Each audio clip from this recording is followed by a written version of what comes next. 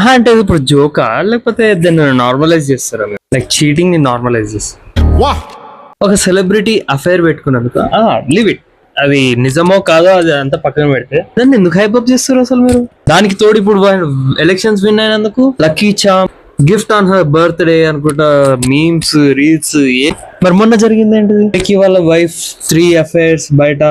What about that? అక్కడ మాత్రం L words values లేవు, సొసైటీ మారిపోయింది. ఏంది హిపోక్రసీ కూడా కొంచెం లిమిట్ ఉంటుందమ్మా. ఈడ ఇంకో కేటగిరీ వస్తుందమ్మా, అదొక రెస్పెక్ట్ లాగా చూస్తారు. ఆంటీ లవర్ అంటే ఒక రెస్పెక్ట్ ఉంటుంది. అమ్మా అరే అదొక ఆంటీ అనే పదమే బూత్ లాగా మారిపోయింది. అసలు చాలా స్టూపిడ్ కాన్సెప్ట్ అండి అది. అది ఎందుకు ఎవరు స్టార్ట్ చేశారో తెలియదు, బట్ దాన్ని మనం అందరం పెంచి పోషిస్తున్నాం.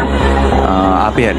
వీటికి తోడు ఆ చంపుకోవడాలు, అట్లా వేసింది నేను చంపేయడం, వీడు ఇట్లా వేసిండు నా చంపేయడం. మొత్తానికి మ్యారేజ్ ఒక కామెడీ అయిపోయింది. రీల్స్ మీమ్స్ అదొక జోక్ అయిపోయింది మొత్తానికి.